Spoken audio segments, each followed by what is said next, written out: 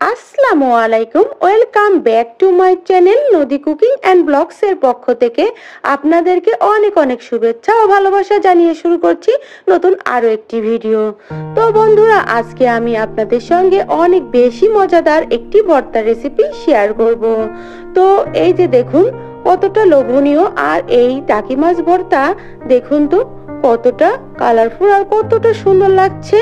আর এই সাধারণ টাকি মাছ ভর্তাটা খাওয়ার জন্য কিন্তু আমরা বেশ অনেকগুলো টাকা খরচ করে অনেক নামি দামি রেস্টুরেন্টে যাই। তো তাদের ভর্তাগুলো কিন্তু খেতে আসলে অনেক বেশি মজা হয়। দেন এই ভর্তা যদি আপনারা তাদের থেকেও অনেক বেশি সুস্বাদু করে খেতে পারেন বা ঘরেই, তাহলে কি জন্য এতগুলো টাকা খরচ করে আপনারা নামি দামি রেস্টুরেন্টে যাবেন বলুন তো। এই যে দেখুন কতটা দুর্দান্ত হয়েছে, দেখেই তো বুঝতে পারছেন যে এই সামান্য টাকি মাছের ভর্তা কতটা লোভনীয় হয়েছে। আর খেতে এটা মাশাআল্লাহ এতটা সুস্বাদু হয়েছিল।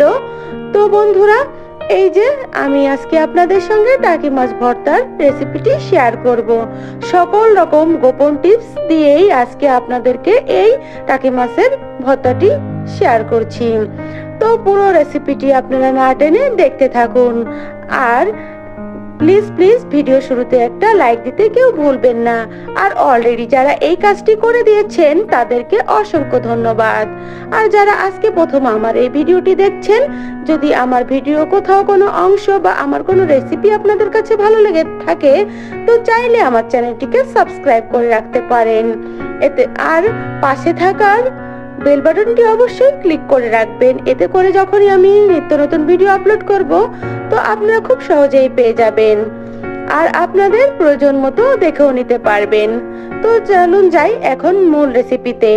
এই যে দেখুন আমি এখানে কিন্তু একটু বড় সাইজের এটা টাকি মাছ নয়, একটি শোল মাছ। আপনারা চাইলে এখানে টাকি মাছটাও দিতে পারেন। তো আমি শোল মাছের রেসিপি করার জন্য এখানে কিন্তু আমি শোল মাছটাকে একটু কেটে, দেখেছেন আমি কিভাবে ছোট ছোট করে কেটে কেটে নিয়েছি একটু মাছের গায়ের উপরটা। তো তারপরে আমি লবণ, হলুদ আর মরিচের গুঁড়া দিয়ে খুব ভালো মতো মেখে নিয়েছি। তারপরে এই যে আমি এখানে কিন্তু ভর্তাটি করার জন্য শুকনো মরিচ, কাঁচা মরিচ, পেঁয়াজ আর নিয়েছি রসুন, নিয়েছি এক টুকরো লেবু। তো এখন আমি কিন্তু চুলায় একটি প্যান বসিয়ে দিয়েছি আর প্যানে বেশ খানিকটা তেলও দিয়ে দিয়েছি। আর এই যে আমি কিন্তু মাছটা দিয়ে দিয়েছি। আর এখন কিন্তু আমি একটু সময় নিয়ে একটু মিডিয়াম টু লো আঁচে এই মাছটিকে উল্টে পাল্টে ভেজে নিব। তো এই মাছটি যেহেতু একটু সাইজে বড় আছে, তার জন্য কিন্তু আমি একটু সময় নিয়ে বারবার উল্টিয়ে পাল্টিয়ে মাছটিকে খুব সুন্দর করে ভেজে নিব, যাতে করে এই মাছের ভিতরে খুব সুন্দরভাবে মাছের ভিতরটা অবধি ভাজা হয়ে যায়। ইভেন আমি কিন্তু এই মাছটা প্রায় 5 মিনিটের জন্য লবণ হলুদ মাখিয়ে রেখে দিয়েছিলাম। তো এখন আমি খুব সুন্দর মতো এটাকে উল্টে পাল্টে ভেজে নিচ্ছি। এই যে দেখুন খুব সুন্দর একটি কালার এসে গিয়েছে। তো এইভাবে করে মাছটা কিন্তু ভেজে নিতে পারেন, তাহলে কিন্তু মাছটা খুব সুন্দর, এটা খেতে খুবই ভালো লাগবে এবং এর ভিতরে কোনো কাঁচা গন্ধ থাকবে না। তো এই যে দেখুন আমার শোল মাছটা কিন্তু ভাজা হয়ে গিয়েছে। এখন আমি এটাকে তুলে নিব। দেখতে পাচ্ছেন আমি কতটা সুন্দরভাবে এই মাছের লেজটি ভেজে নিয়েছি। তো এই তেলের ভিতরেই কিন্তু আমি এখন কয়েকটা শুকনা মরিচ দিয়ে দিব। তো প্রথমে আমি কিন্তু শুকনা মরিচগুলো ভেজে নিব।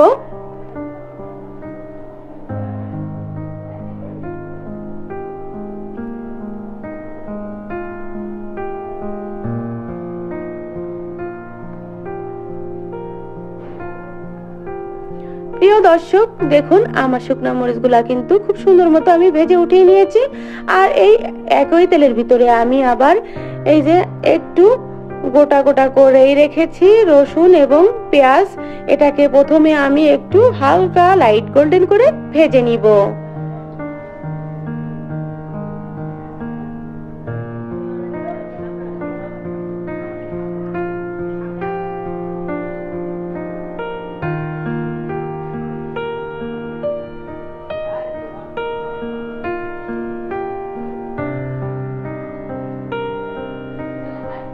বন্ধুরা আমার এই যে পেঁয়াজ রসুন গুলা কিন্তু কালারটা চেঞ্জ হয়ে গিয়েছে। আর এখন আমি মাঝখান দিয়ে কেটে রাখা কাঁচামরিচ গুলাও কিন্তু এভাবে করে ভেজে নিব। তো এখন আমি একটু সময় নিয়ে উল্টিয়ে পাল্টিয়ে এটাকে একটু হালকা করে ভেজে নিব। তো এই যে দেখুন খুব সুন্দর মতো কিন্তু কাঁচামরিচ পেঁয়াজ রসুন সবকিছুই খুব ভালো মতো আমি ভেজে নিয়েছি। এর ভেতরটা কিন্তু খুব ভালোভাবে সেদ্ধ হয়ে গিয়েছে। তো এই যে দেখুন আমি কিন্তু সবগুলো উপকরণ নিয়ে নিয়েছি। আর এখন আমি কিন্তু এই যে এই মাছের লেজটির কাঁটাগুলো বেছে নিব। তো এখনো মাছটা কিন্তু একটু গরম আছে, তো আমি হালকা একটু ঠান্ডা করে এই মাছের কাঁটাটা বেছে নিব। যেহেতু মাছের লেজ একটু কাঁটার পরিমাণ বেশি, তো একটু সাবধানতার সঙ্গে মাছের কাঁটাগুলো বেছে নিতে হবে। তো বন্ধুরা দেখুন আমি কিন্তু মাছের কাঁটাগুলো খুব সুন্দর করে ভেজে কেটে নিয়েছি, বেছে নিয়েছি। তো এখন আমি এই যে সমস্ত উপকরণগুলো নিয়ে শিলপাটা নিয়ে নিয়েছি। আর এই যে এখানে সবকিছু নিয়েই কিন্তু আমি ভর্তাটা এখন তৈরি করব। তো ভর্তা করার জন্য কিন্তু আমি প্রথমে দিয়ে দিব শুকনা মরিচ এবং ভেজে রাখা পেঁয়াজ রসুন কাঁচামরিচ। এই সবগুলো জিনিস আমি এখন একটু হালকা করে বেটে নিব।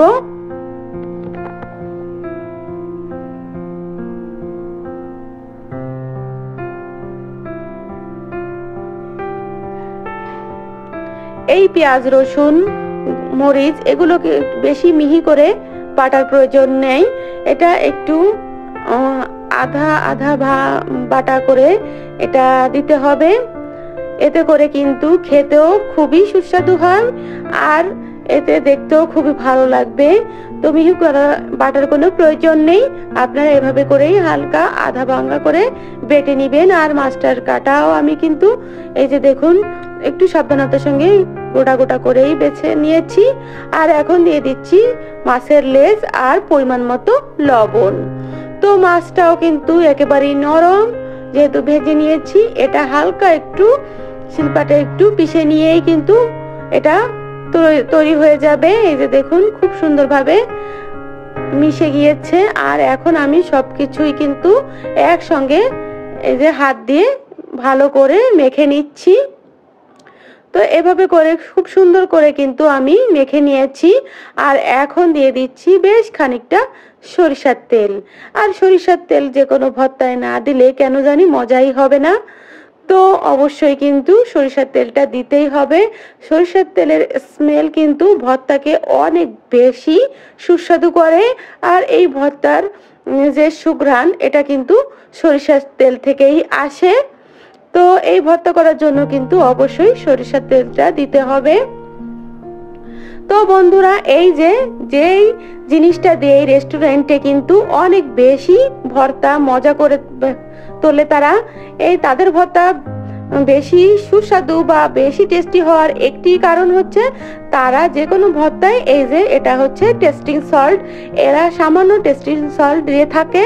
এর জন্য কিন্তু রেস্টুরেন্টের ভর্তাগুলো অনেক বেশি সুস্বাদু হয়, যেটা আমরা বাড়িতে করলে সেই স্বাদ বা সেই মজা আমরা কিছুতেই পাই না।